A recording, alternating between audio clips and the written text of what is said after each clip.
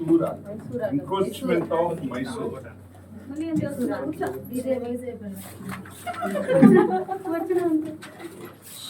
ఓకేనా? ఇంతకుముందు బెంగాల్ సామ్రాజ్యం ఇనీషియల్ గా ఏ సామ్రాజ్యంలో భాగమని చెప్పాను? ఫేమస్ మొఘల్స్ రూల్ చేసినప్పుడు బెంగాల్ అనేటువంటిది, బెంగాల్ అనే కాదు, మొన్న కర్ణాటక రాజ్యం చెప్పాను, తర్వాత హైదరాబాద్ రాజ్యం చెప్పాను, ఇప్పుడు బెంగాల్ రాజ్యం చెప్పాను, తర్వాత అవధ్ రాజ్యం చెప్పాను. ఇవన్నీ కూడా ఒకప్పుడు మొఘల్ సామ్రాజ్యంలో భాగం. ఎప్పుడైతే రాజులు బలహీనమైపోతారో, ఎప్పుడైతే రాజులు వీక్ గా ఉన్నారో, వాళ్ళ దగ్గర పనిచేసేటువంటి గవర్నర్లు, వాళ్ళ దగ్గర పనిచేసేటువంటి సైనికాధికారులు స్వతంత్రాన్ని ప్రకటించుకుంటారు. అలా ప్రకటించుకొని ఏర్పాటు చేసినటువంటి రాజ్యాలే ఇప్పుడు చెప్పేవన్నీ కూడా. మైసూర్ రాజ్యం అనేటువంటిది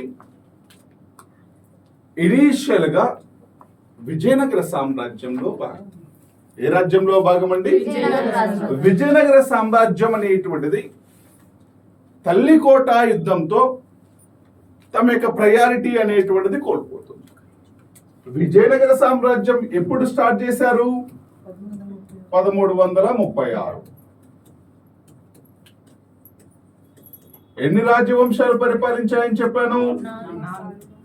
4. సంగమ, సాలువ,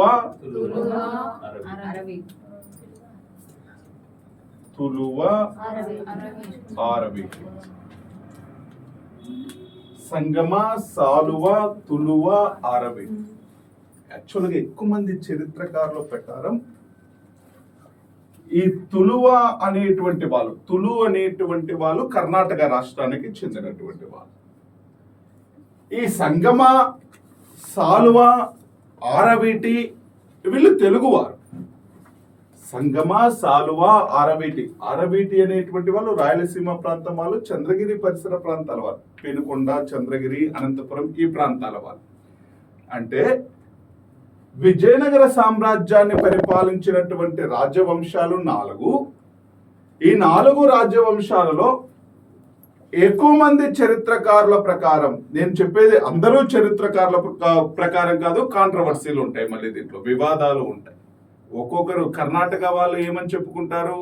విజయనగర సామ్రాజ్యాన్ని ఏర్పాటు చేసిన వాళ్ళు కర్ణాటక వాళ్ళు, కన్నడిగులు అని చెప్పుకుంటారు. మన వాళ్ళు ఏం చెప్పుకుంటారు? చరిత్రకారులు కూడా వాళ్ళకి ఒక ప్రాంతం ఉంటది, వాళ్ళకి ప్రాంతీయ అభిమానం ఉంటది. అందుకని ఎవరికి తగినట్టు వాళ్ళు పెట్టుకుంటారు. కాకపోతే ఎక్కువ మంది చరిత్రకారుల ప్రకారం విజయనగర సామ్రాజ్యాన్ని ఏర్పాటు చేసినటువంటి సంగమ వంశం వాళ్ళు నెల్లూరు ప్రాంతానికి చెందినటువంటి వాళ్ళు. సంగమ వంశం వాళ్ళు నెల్లూరు ప్రాంతానికి, తర్వాత నెల్లూరు ప్రాంతం నుంచి వాళ్ళు పెద్ద భూస్వాములుగా ఉన్నటువంటి వాళ్ళు కాకతీయుల దగ్గర అధికారులుగా ఉంటారు. కాకతీయుల దగ్గర అధికారులుగా ఉన్నప్పుడు అక్కడ ముస్లిం వాళ్ళు దండయాత్రలు చేస్తే ఈ కాకతీయుల దగ్గర నుంచి పారిపోతారు. మళ్ళీ కాకతీయుల దగ్గర నుంచి పారిపోయి ఇంకొక రాజు దగ్గరికి వెళ్ళిపోతారు. అక్కడ మళ్ళీ ముస్లిం రాజుల చేతికి బందీలుగా దొరికి ఢిల్లీకి వెళ్ళిపోతారు. ఢిల్లీ నుంచి మళ్ళీ అక్కడ తిరుగుబాటుని అణిచివేయడం కోసం పంపిస్తే వాళ్ళు స్వతంత్ర రాజ్యాన్ని ఏర్పాటు చేసుకుంటారు. ఇదంతా కూడా విజయనగర సామ్రాజ్య స్థాపనలో చెప్తారు. నేను ఏం చెప్పాలి అనుకుంటున్నాను అంటే, ఇక్కడ విజయనగర సామ్రాజ్యాన్ని 1336 సంవత్సరంలో సంగమ వంశపు రాజులు స్టార్ట్ చేశారు. సంగమ వంశం తర్వాత సాలువ వంశం పరిపాలించింది. ఈ 2 రాజవంశాల వాళ్ళు తెలుగువారు. తర్వాత వచ్చినటువంటి తులువ వంశం వాళ్ళు కర్ణాటక ప్రాంతానికి చెందినటువంటి వాళ్ళు, కన్నడిగులు. తర్వాత పరిపాలించినటువంటి ఆరవీటి వంశం వాళ్ళు కూడా తెలుగు వాళ్ళే. ఈ ఆరవీటి వంశం వాళ్ళు పరిపాలిస్తున్నటువంటి సమయంలోనే చరిత్రలో ప్రసిద్ధి చెందినటువంటి తల్లికోట యుద్ధము, దీనికే రాక్షస తంగడి యుద్ధము, బన్నిహట్టి యుద్ధము,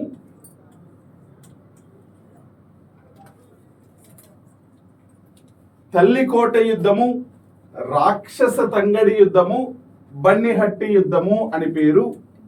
1565 జనవరి 26 తల్లికోట యుద్ధం జరిగినటువంటి సంవత్సరం అండి 1565 జనవరి 26. తల్లికోట యుద్ధము ఎవరెవరి మధ్య జరిగింది అంటే ముస్లిం రాజులకి మరియు విజయనగర సామ్రాజ్య రాజు అయినటువంటి అలియ రామరాయలకి మధ్య జరిగిన. విజయనగర సామ్రాజ్య రాజు ఎవరండి? అలియ రామరాయలు, అల్లుడు రామరాయలు, శ్రీకృష్ణదేవరాయల అల్లుడు అండి ఈయన. అలియ రామరాయలు ఎవరు అంటే శ్రీకృష్ణదేవరాయల యొక్క అల్లుడు, కూతురు మోహనాంగి భర్తే అలియ రామరాయలు. సరే, ఈ అలియ రామరాయలకి ఎవరికి మధ్య జరిగింది? ముస్లిం రాజులు. బహమనీ సామ్రాజ్యం 5 చిన్న రాజ్యాలుగా విడిపోతుంది. బహమనీ సామ్రాజ్యం 1500 సంవత్సరం నాటికి 5 చిన్న రాజ్యాలుగా విడిపోతుంది. ఆ 5 చిన్న ముస్లిం రాజ్యాలు కలిసి విజయనగర సామ్రాజ్యంతో యుద్ధం చేశాయి. ఈ విజయనగర సామ్రాజ్యం రాజు ఎవరు? అలియ రామరాయలు ఓడించి చంపేస్తారు. దీనితో విజయనగర సామ్రాజ్యం అనేటువంటిది ఎండవదు, కానీ తన యొక్క ప్రయారిటీ కోల్పోతుంది. ఎండవదు, విజయనగర సామ్రాజ్యం అనేటువంటిది ఎండవదు, తన యొక్క ప్రయారిటీ అనేటువంటిది కోల్పోతుంది. తన యొక్క ప్రయారిటీ అనేటువంటిది కోల్పోయి ఈ అలియ రామరాయల వరకు కూడా తులు వంశమే. అర్థమవుతుందని నేను చెప్పేది. అలియ రామరాయలు తర్వాత వచ్చినటువంటి వాళ్ళు కదా ఆరవీటి వంశాన్ని స్టార్ట్ చేసింది. 1570 నుంచి ఆరవీటి వంశం వచ్చింది. అంటే తులువ వంశం శ్రీకృష్ణదేవరాయల తర్వాత వచ్చినటువంటి వాళ్ళు అచ్యుతరాయల తర్వాత వచ్చినటువంటి వాడు అలియ రామరాయలు. ఈయన వరకు కూడా అంతా కూడా తులువ వంశమే. ఈయన తర్వాత వచ్చినటువంటి వాళ్ళు స్టార్ట్ చేసిందే ఆరవీటి వంశం. అంటే ప్రయారిటీ కోల్పోయారు కానీ అంతమవ్వలేదు. విజయనగర సామ్రాజ్యం ఎప్పుడు అంతమైంది? 1680 నాటికి అంతమైంది. అంటే దాదాపు ఇంకొక 100 సంవత్సరాలు పరిపాలించారు. కాకపోతే వాళ్ళు పరిపాలించిన ఏరియా మాత్రం తగ్గిపోయింది. అంటే వాళ్ళ యొక్క ప్రయారిటీ పోయింది. ఏ యుద్ధం ద్వారా? మరి తల్లికోట యుద్ధం ద్వారా తమ యొక్క ప్రయారిటీ కోల్పోయింది. రాజులు అనేటువంటి వాళ్ళు కూడా బలహీనమైపోయారు. తమ యొక్క ఏరియా అనేటువంటిది కూడా తగ్గిపోయింది. ఇటువంటి సమయంలో విజయనగర సామ్రాజ్యంలో భాగంగా ఉండేటువంటి మైసూర్ అనేటువంటి ప్రాంతాన్ని, అంటే మైసూరు రాజ్యం అంటే ఒక మైసూరు కాదు, మళ్ళీ గుర్తుపెట్టుకోండి. మొన్న మీకు చెప్పాను కర్ణాటక రాజ్యం అంటే కర్ణాటకలో లేదు, కర్ణాటకతో పాటు తమిళనాడు ప్రాంతం. అదే విధంగా మైసూర్ రాజ్యం అంటే ఒక మైసూర్ కాదు, మైసూరుతో పాటు తమిళనాడులో ఉండేటువంటి ప్రాంతం అంతా కూడా దిండిగల్ కావచ్చు, లేకపోతే దిండిగల్ నుంచి సదరన్ తమిళనాడు మొత్తం కూడా శ్రీరంగపట్నం వరకు ఉండేదంతా కూడా ఏ రాజ్యం? మైసూర్ రాజ్యం. మైసూర్ రాజ్యం అంటే ఒక మైసూర్ ఒక్కటే కాదండి, ఇదంతా కూడా మైసూర్ రాజ్యమే.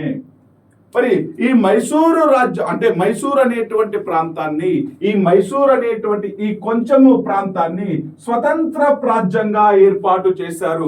ఎవరు అంటే వడయార్లు అనేటువంటి వాళ్ళు. ఎవరండి?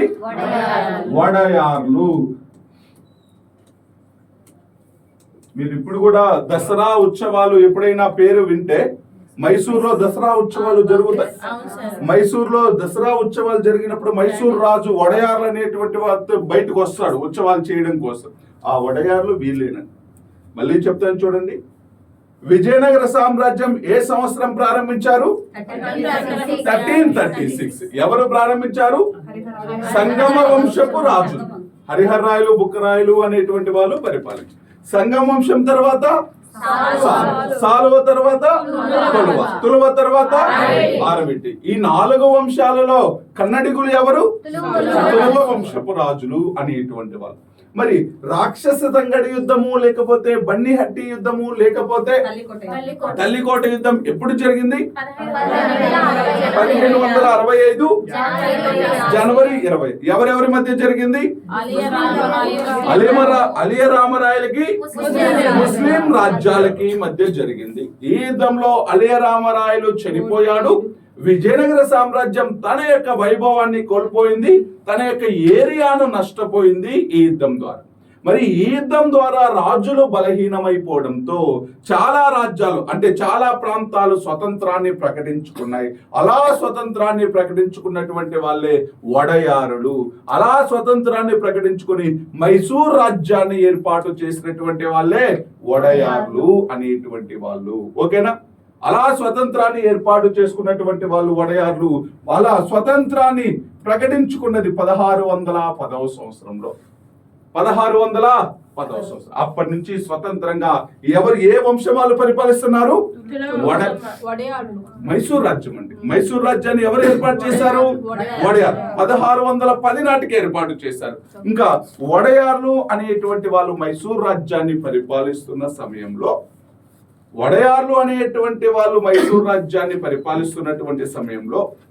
రాజులు అనేటువంటి వాళ్ళు నామినల్ గా ఉండేటువంటి వాళ్ళు, వాళ్ళ దగ్గర పనిచేస్తున్నటువంటి ప్రధానమంత్రులు కావచ్చు, లేకపోతే సైనికాధికారులు అనేటువంటి వాళ్ళు యాక్టివ్ రోల్ ప్లే చేస్తూ ఉన్నారు.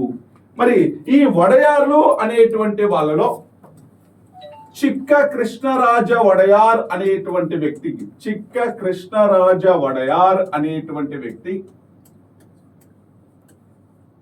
పరిపాలిస్తున్నటువంటి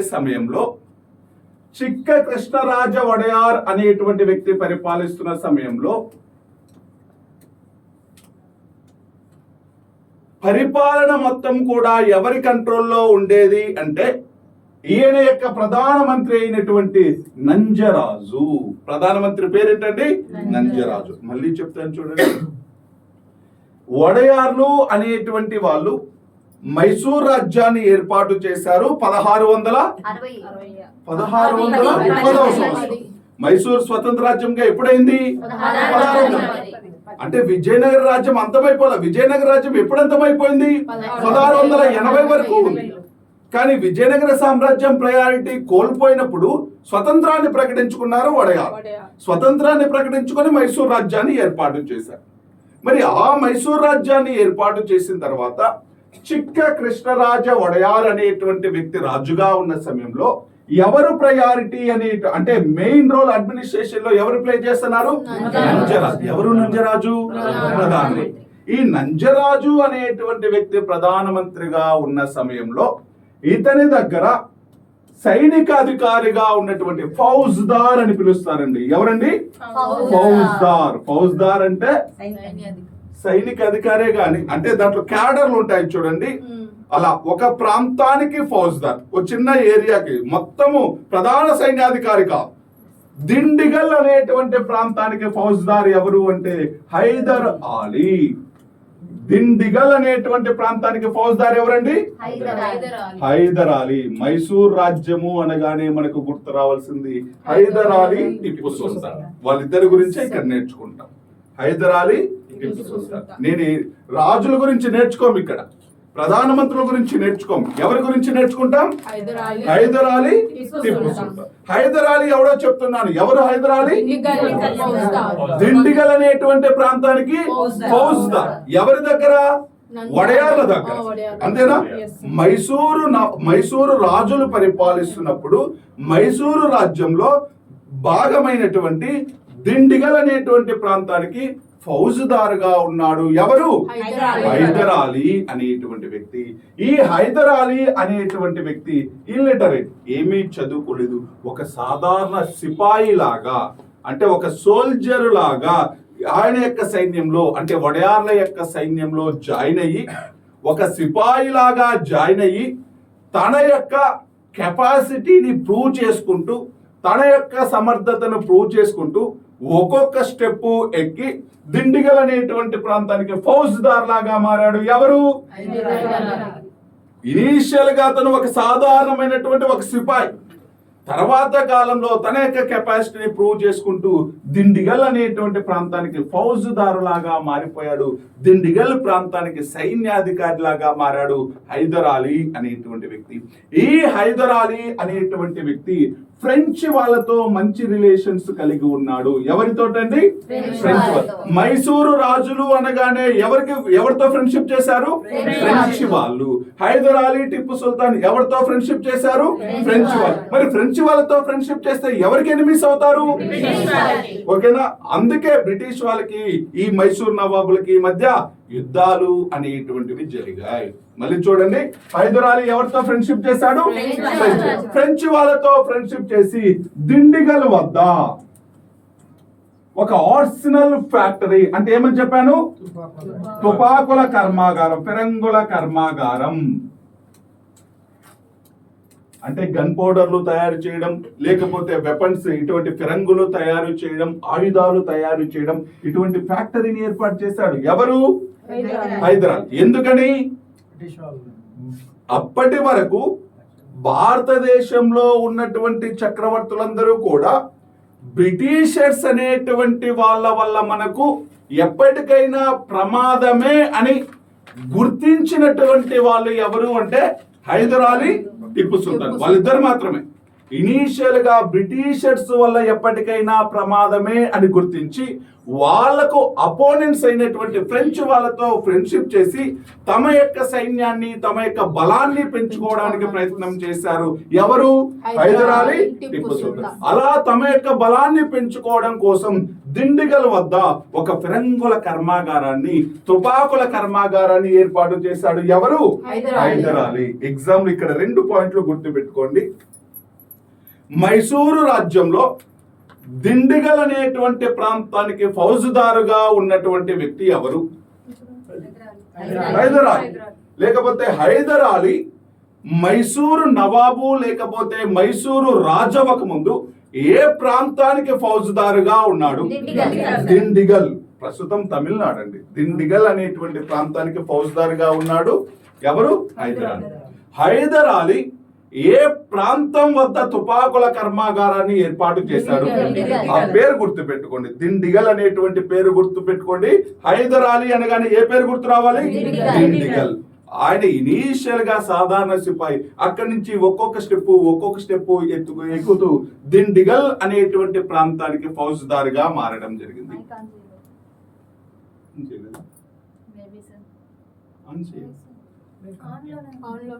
ఓకేనా? సరే, దిండిగల్ అనేటువంటి ప్రాంతానికి ఫౌజుదారుగా మారాడు.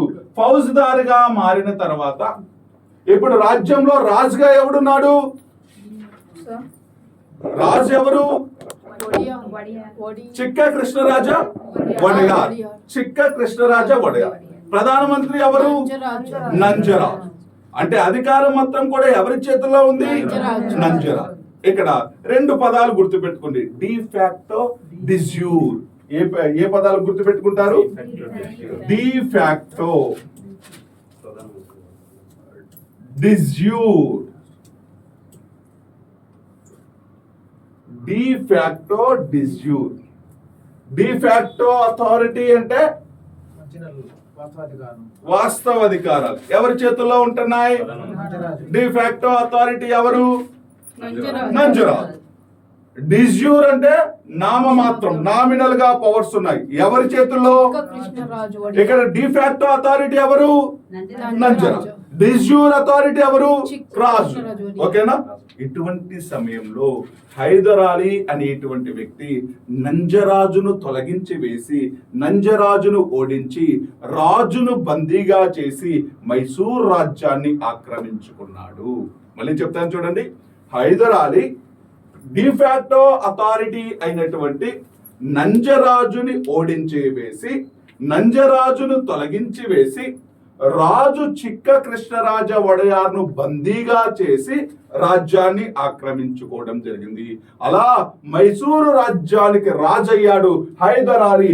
ఏ సంవత్సరము అంటే 1761వ సంవత్సరం. ఏ సంవత్సరం నుంచి అంటే 1700. అలా 1761వ సంవత్సరంలో మైసూరు రాజ్యానికి రాజయ్యాడు హైదర్ అలీ. ఆ హైదర్ అలీ మరియు అతని యొక్క కొడుకైనటువంటి టిప్పు సుల్తాన్. వీళ్ళిద్దరి కాలంలోనే బ్రిటిష్ వాళ్ళతోటి 4 యుద్ధాలు చేయడం జరిగింది. వాటిని ఆంగ్లో మైసూర్ యుద్ధాలు అని పిలుస్తాం. ఎన్ని యుద్ధాలు జరిగాయి? 4 ఆంగ్లో మైసూర్ యుద్ధాలు జరిగాయి. ఎవరెవరి మధ్య జరిగాయి? హైదర్ అలీ, టిప్పు సుల్తాన్ ఒక సైడు. హైదర్ అలీ ఉన్నప్పుడేమో హైదర్ అలీ, ఆయన చనిపోయిన తర్వాత ఆయన కొడుకైనటువంటి టిప్పు సుల్తాన్. వీళ్ళకి ఎగైనెస్ట్ గా ఎవరున్నారు?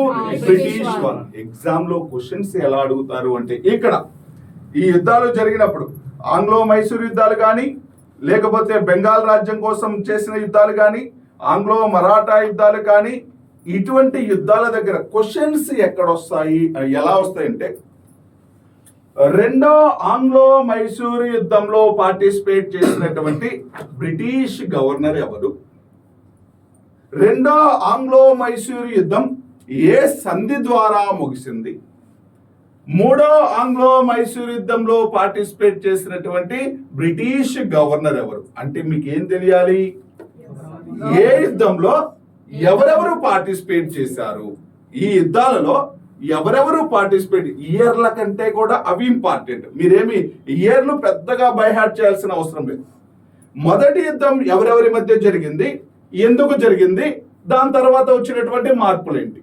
రెండో యుద్ధం ఎందుకు జరిగింది, ఎవరెవరి మధ్య జరిగింది, ఆ యుద్ధం వల్ల వచ్చినటువంటి రిజల్ట్ ఏంటి. మూడో యుద్ధం ఎందుకు జరిగింది, ఎవరెవరి మధ్య జరిగింది, ఆ యుద్ధం తర్వాత వచ్చినటువంటి రిజల్ట్ ఏంటి. అలా యుద్ధాలు ఎప్పుడు జరిగాయి, ఎందుకు జరిగాయి, ఎవరెవరి మధ్య జరిగాయి, ఎలా ముగిశాయి, అంటే ఏ సంధి ద్వారా ముగిశాయి, అది నేర్చుకుంటే ఒక్కొక్క యుద్ధానికి సంబంధించి ఒక 2-3 పాయింట్లు నేర్చుకుంటే సరిపోతుంది. ఓకేనా? మరి హైదర్ అలీ మైసూర్ రాజ్యానికి ఎప్పటి నుంచి నవాబ్ అయ్యాడు? అంతకుముందు ఎవరు రాజులుగా ఉండేవాళ్ళు? వడయార్లు రాజులుగా ఉన్నారు. చిక్క కృష్ణరాజా వడయార్ అనేటువంటి వ్యక్తి రాజుగా ఉన్నాడు. ఆయన దగ్గర ప్రధాని నంజరాజు. వీళ్ళిద్దరిని తొలగించి వేసి హైదర్ అలీ నవాబ్. మళ్ళీ చిన్న సైడ్ హెడ్డింగ్ పెట్టుకుందాం. ఇంకా హైదర్ అలీ అనేటువంటి వ్యక్తి 1761 నుంచి 1782 వరకు. హైదర్ అలీ అనేటువంటి వ్యక్తి 1761 నుంచి 1782. నేను ఈయన గురించి ఆల్రెడీ రెండు మాటలు చెప్పాను. హైదర్ అలీ అనేటువంటి వ్యక్తి ఇల్లిటరేట్, ఏమీ చదువుకోలేదు. హైదర్ అలీ అనేటువంటి వ్యక్తి ఒక సాధారణమైనటువంటి సైనికుడిగా తన యొక్క కెరీర్ స్టార్ట్ చేసి దిండిగల్ అనేటువంటి ప్రాంతానికి ఫౌజ్